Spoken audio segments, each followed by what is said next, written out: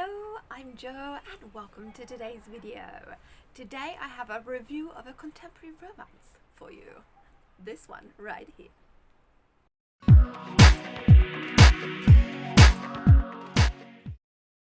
Hi guys, I have an awesome read to share with you today. This is Thanks for the Memories by Cecelia Ahern.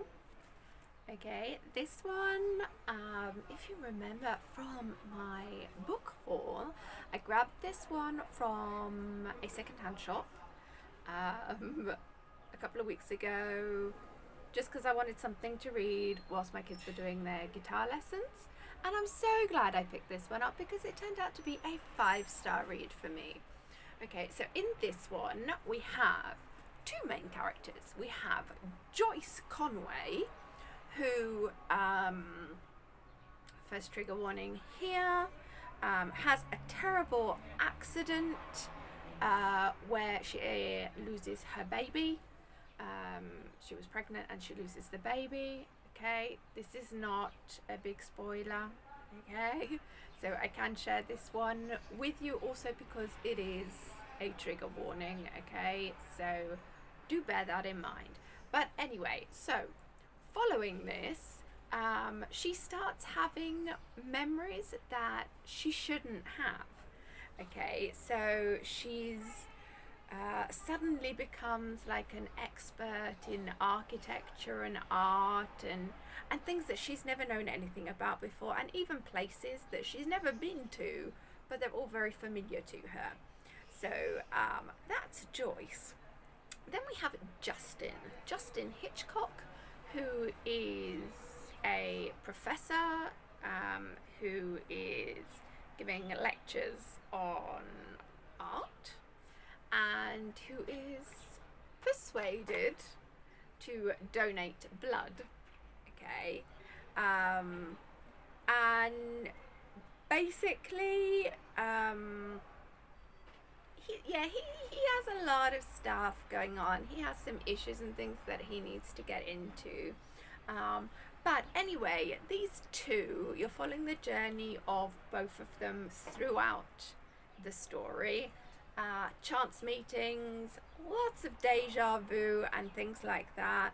I just personally really like this. I was undecided at a certain point whether to give it a 4 or a 5-star, but the more I read it, the more I enjoyed it and was addicted to turning the pages and wanted to find out, what's actually going to happen to these two whilst I was reading it. And so I decided on the 5-star for this one, and I definitely want to read more of her books. I have actually got, I remember picking up another one of her books. I don't remember which one it was, but I do remember picking up another one of her books, which I'm very much looking forward to jumping into now that I've done this. Now, one thing that I do want to mention, yes, this was a 5-star read for me, and I have had a look at some of the other reviews for this book and things, and I noticed that a lot of them that were giving it a lower star rating on it was based on the far-fetched technical aspect, shall we say, of the book, and to which I just wanted to address this, okay, because this is a fictional book. Okay, now fiction doesn't have to be realistic.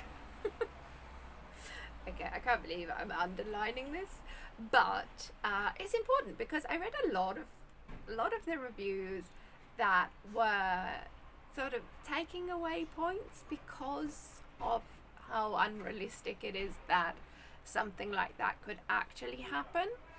And yes, it is, but you have to go into this book appreciating that it is a fiction, and even the most far-fetched of ideas can be possible when it's a fictional book.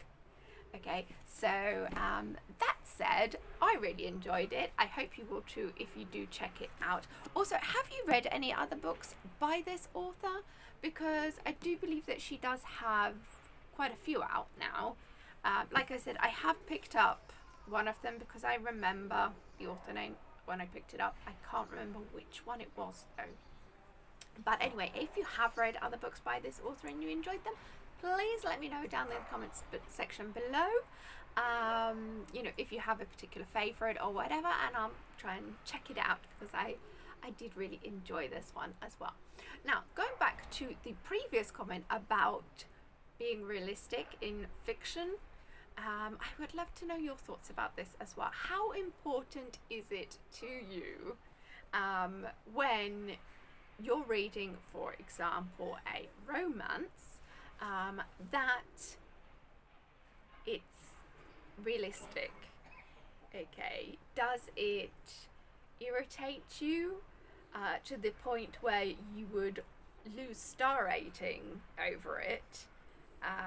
The fact that, an idea can be far-fetched and completely not plausible as an idea, but when it actually, helps the story of the book, then I would like to know your thoughts about this, because, if someone's reading a science fiction, for example, or a fantasy or something, then, people be like, okay, yeah, that's fine, I have no problem with that being possible. But when it's in a romance book, it's suddenly, oh, well, that could never happen. Do you know what I mean? So it's like, why is being realistic important to some genres and not to others? Anyway, I don't know. I probably opened a big can of worms with this one. But anyway, I would like to know what your thoughts are about this. Anyway, that's it for today. Thanks for tuning in, and I will see you next time. Bye.